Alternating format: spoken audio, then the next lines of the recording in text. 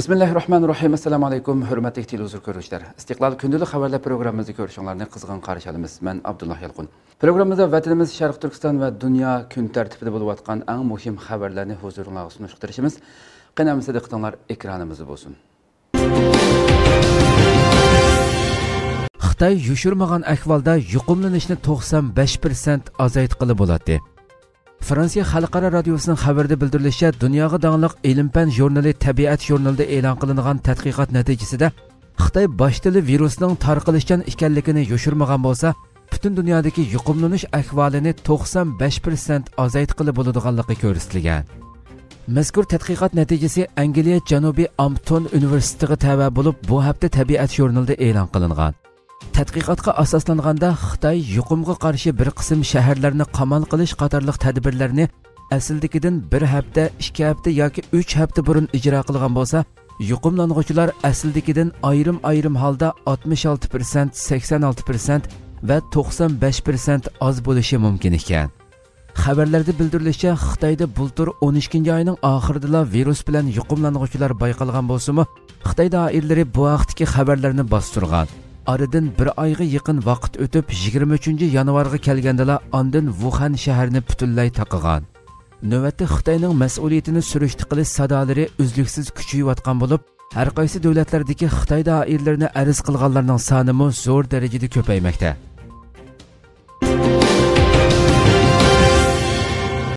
Xitoy Toshqo'rg'on noyasida yangi aerodrom qurilishi boshlandi.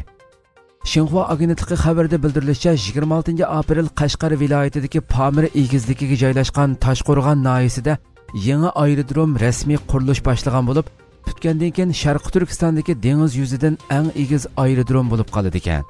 Pokiston, Afg'oniston va Tojikiston qatorliq 3 davlat bilan chegaralanadigan Toshqo'rg'on noyasining dengiz yuzidan egizligi 3252 metr bo'lib, bu aerodrom qurilishiga 1 milliard 630 million so'm mablag' selingan. Bildirilishicha, mazkur aerodrom 2022 yili 6-oyda ishga kirishtirilgan bo'lib, yiliga 160 ming yo'lovchi 400 tonna yuk tashiy oladiganligi mo'ljallangan. Xabarda yangi aerodrom qurilishining Toshqo'rg'on noyasidagi xalq ommasiga qulaylik elib kelish uchun ekanligi bildirilgan. Ammo Pokiston taratqularida mazkur aerodrom qurilishining Xitoy-Pokiston iqtisodiy koridori va Xitoyning bir balvoq bir yo'l qurilishidagi muhim bir plan turi ekanligi ko'rsatib o'tilgan. Hindiston Xitoydan sinoq qutisi kirgizishni to'xtatdi.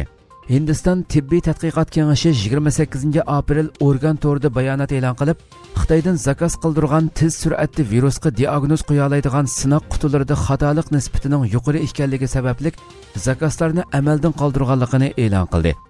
Xitoyning Yangi Dehlidagi elchixonasi Hindistonning mazkur bayonotiga norozilik bildirib, bu qarorning adil bo'lmaganligini, Hindiston tibbiy tadqiqot kengashi chiqargan qaror va muzokara natijalaridan chunqur andisha qilayotganligini, Xitoyning yuqumga qarshi turish jihatda Hindistonni qo'llab kelganligini va yordam uchun konkret qadamlarni tashlaganligini, Xitoy eksport qilgan tibbiy buyumlarda sifatning oldingi o'rinda qo'yilganligini bildirgan.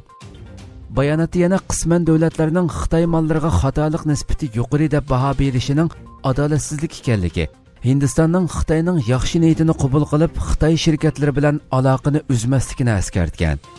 Ma'lum bo'lishicha, Hindiston Sahiyya ministrligi tibbiy tadqiqot kengashining talabi bo'yicha Xitoydan zakaz qilgan sinoq qutilarini amaldan qoldirgan. Navbatda Hindistonda Xitoy virusi sababidan 969 kishi qazo qilgan bo'lib, yuqumlanuvchilar 29451 ga yetgan. Lopnor bilan Charkanni tutashtiradigan tosh yo'l putish oldida. Tangritog' to'rining bugungi xabarida bildirilishicha, Xitoy Lopnor bilan Charkanni tutashtiradigan tosh yo'l qurilishini bitirishni tezlatgan. Xabarda Xitoyning yana 3-qumliq tosh yo'li deb atalgan Lopnorni Charkangacha tutashtirish maqsad qilingan K135 bo'lagi tosh yo'l qurilishini bitirishni tezlatganligi, mazkur tosh yo'l qurilishining asosiy liniyadagi 75%ning tamomlanganligi, bu yil 9-oyning oxiridan burun butun liniyani ulash xizmatini tamomlash planlanganligi, 2021-yildan burun mazkur qumliq tosh yo'lini bitkizib chiqmoqchi bo'lganligi bildirilgan. Ma'lum bo'lishicha, qumliq tosh yo'lida 2017-yili 10-oyda qurilish boshlangan bo'lib, boshlanish nuqtasi Korlining Lopnor nahiyasi, oxirlashish nuqtasi Charkan nahiyasi ekan. Yo'lning umumiy uzunligi 330 kilometr bo'lib, mazkur tosh yo'l bitsa Charchandan Ko'rlig'icha bo'lgan umumiy masofa 280 kilometr qisqaraydi ekan. Xitoyning yaqinqi mezgillarda Sharq Turkistondagi tosh yo'l qurilishini odatdan tashqari ko'paytirishi xalqarodagi kuzatuvchilarning diqqatini tortmoqda. Amerikalik palata a'zosi Xitoy bilan Dunyo Sahiyya tashkilotining tekshirilishini talab qildi.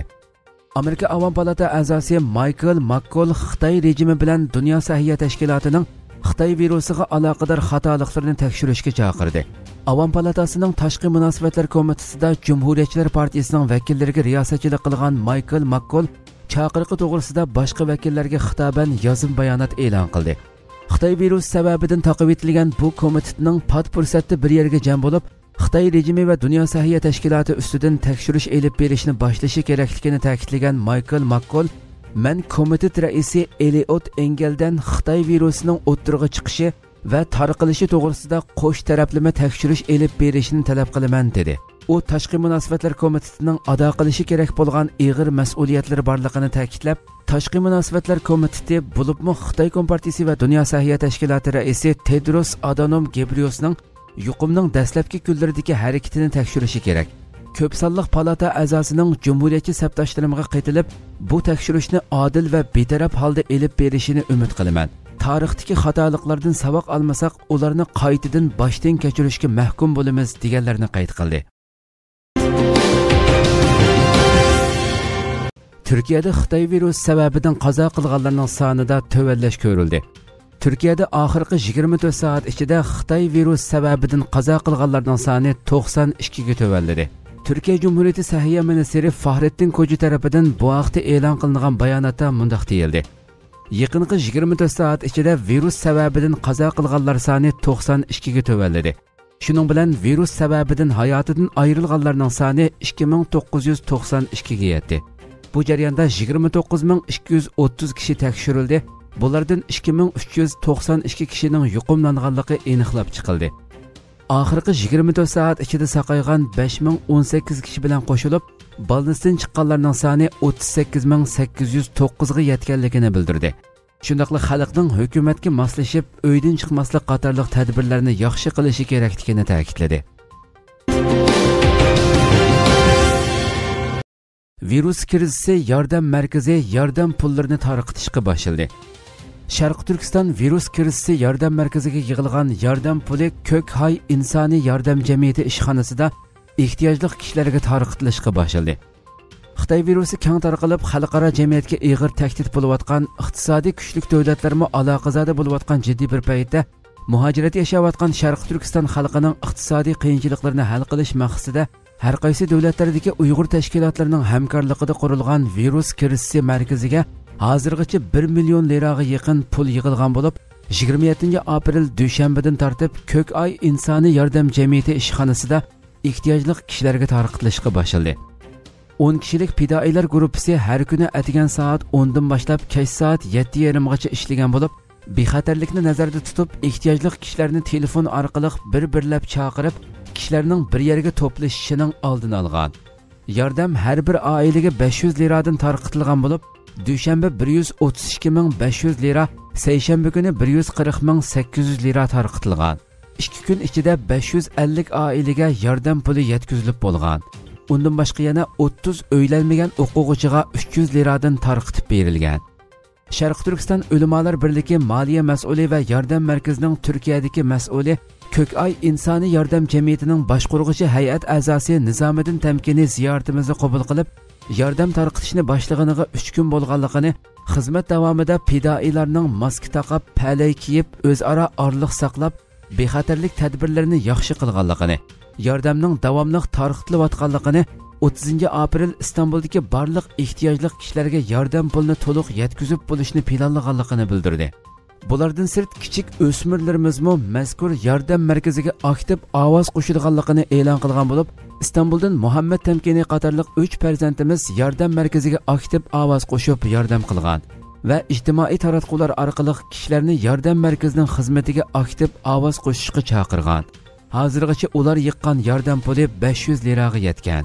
Mazkur o'smirlarimiz boshlatgan bu faoliyatning dunyoning har qaysi joylaridagi Uyg'ur farzandlari orasida keng tarqalganligi mo'ljallanmoqda.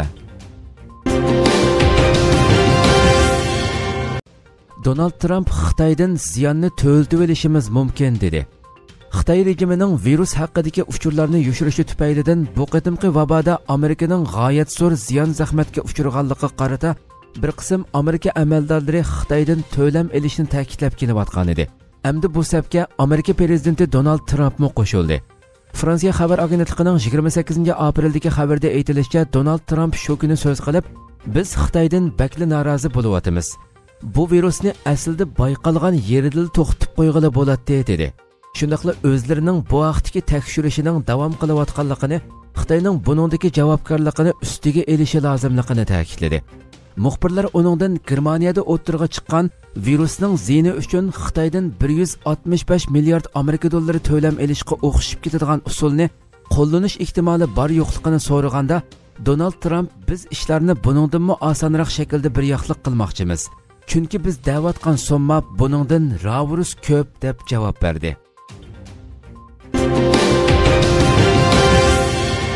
Bugun Osman Baturning shahid qilinganligining 69-yili.